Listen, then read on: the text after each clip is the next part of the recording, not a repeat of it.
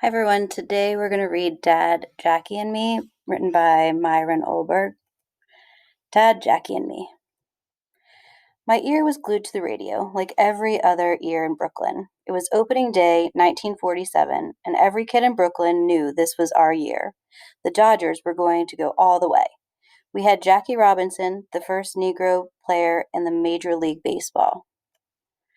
As I listened to the game, the minutes melted into hours. The innings folded one into another. I could see it all in my mind's eye, pitch after pitch, swing after swing. I dreamed of the day I could see it all for myself. Our neighborhood was only a short subway ride from Ebbets Field, home of the Dodgers and their new first baseman. I love baseball. I love the Brooklyn Dodgers. I hated the New York Giants, and they hated Jackie Robinson. One day my father came home early from work. He walked into my bedroom and announced, "We're going to Ebbets Field." He didn't say it out loud. My father was deaf, so he signed the words with his hands. I couldn't believe it. Dad had never seemed to care much about baseball. "I wanted to meet Jackie Robinson," Dad signed. I was finally going to see a real game. Today the Dodgers were playing the Giants, and we were going to cream 'em. I got my glove and ball, Dodgers cap, and scorecard. I stuck my lucky pencil behind my ear. As we went down the steps, I tossed the ball to Dad, but he'd never played baseball like me. He dropped it. I couldn't wait to get to the ballpark, but the whole ride I kept thinking, there's no way Dad can meet Jackie Robinson. Besides, Jackie doesn't know sign language. How would they talk to each other? The line to get into Ebbets Field snaked around Sullivan Place and up to Bedford Avenue. My dad let me hold my ticket. I clutched it for dear life. Finally, we were through the turnstile. My dad held my hand as we moved with the rest of the crowd through the gloomy underbelly of the stadium, up the dark ramp. Then we tumbled into bright sunlight. I shut my eyes against the glare. When I opened them again, my breath caught in my throat. I had never seen anything so perfect as the inside of Ebbets Field. There, laid out at my feet, was the emerald green field, each blade of grass reflecting the light from the afternoon sun. The angles of the field were sharply marked in two lines of white chalk. The dirt-based paths formed a perfect diamond carpet, dotted with fat canvas bags at each base and a black rubber plate at home. I knew if I lived to be 100, I would never again see a sight so beautiful. "Hey, peanuts! Hey, hot dogs! Get 'em while they're hot!" Dad and I sat on the right field line, right behind first base, Jackie's position. The Dodgers symphony was marching up and down the aisles playing "The Worms Crawl In, the Worms Crawl Out." The music was ear-splitting. Dad couldn't hear it, but he laughed along with everyone else at the sight of the Raggedy Band's tattered clothes, cowbells, and whistles. When the game started and Jackie ran out on the field, Dad yelled real loud, "Jackie! Jackie! Jackie!" Only it didn't come out that way. It sounded like "Augie! Augie! Augie!" Since my dad couldn't hear, he had no way of knowing what the words should sound like. Everyone looked at my dad. I looked at my shoes. As Jackie stood at first base, the Giants began hooting and hollering. They called Jackie names, horrible names. "What are they saying?" Dad asked. "Bad things," I said. "Tell me." Some of those words I had to spell. I knew no sign for them. Dad listened with a sad little smile on his face. In the ninth inning, Jackie bunted and beat the throw to first. Then he stole second. On the next Dodgers hit, he moved to third. The score was tied at 4-all. The Giants' pitcher took a long windup and Jackie dashed for home. We all jumped to our feet yelling, "Jackie! Jackie! Jackie! Augie! Augie! Augie!" Dad screamed. This time nobody seemed to notice. The heck with the Giants. They were nothing. We had Jackie Robinson.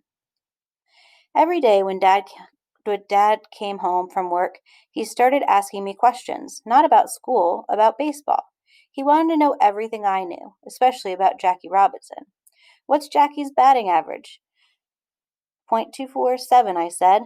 "How's that figured?" I explained. "What's an RBI?" he asked. "Runs batted in." "Fielding average? What's that mean?" I told him. "You teach me baseball," he signed. "Okay," I said. One night, Dad came home with a baseball glove. "Let's have a catch," he signed. We tossed the ball back and forth until Mom called us for supper. Dad missed the ball every time.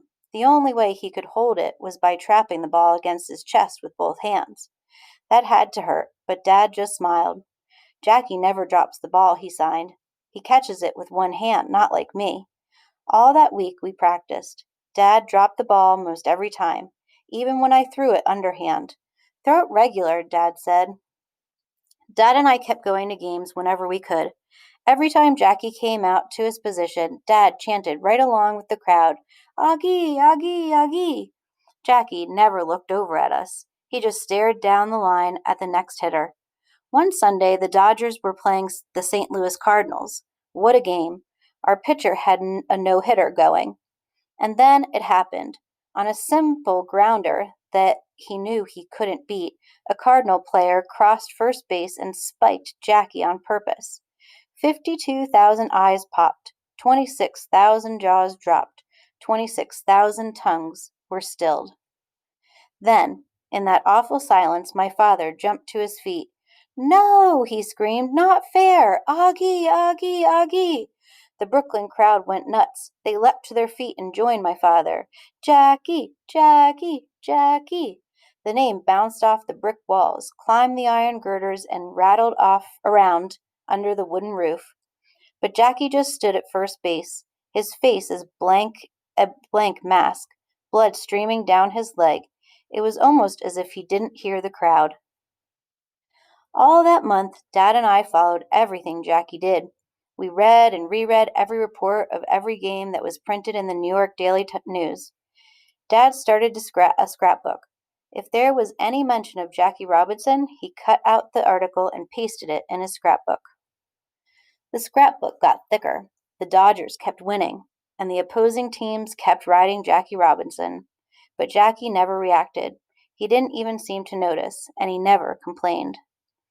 The Dodgers clinched the pennant that season when the Cards beat the Cubs. Dad and I went downtown the next day to see the big parade to honor Jackie. And back in the neighborhood, we had a block party to celebrate. It didn't matter whether the Dodgers won the last game of the season, since we were already over the top, but Dad and I didn't care. We went to Ebbets Field anyway. We went to see Jackie Robinson. In the third inning, Jackie smacked the ball to deep left field for a double. Then he flew home like the wind, his feet barely touching the base path. The Brooklyn crowd went crazy. Go, go, go, Jackie!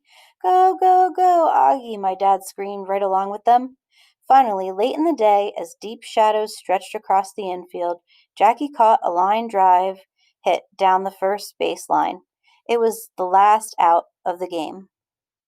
As the crowd cheered, Jackie stood alone at first base, staring at the ball in his glove. Then he turned and threw it into the stands, right to my father. That's when my dad did something he never had done before. He reached up and caught the ball in his bare hand. I'm not sure, but I think I saw Jackie Robinson smile. My dad dropped the ball into my empty glove. And just like that, the baseball season of 1947 was over.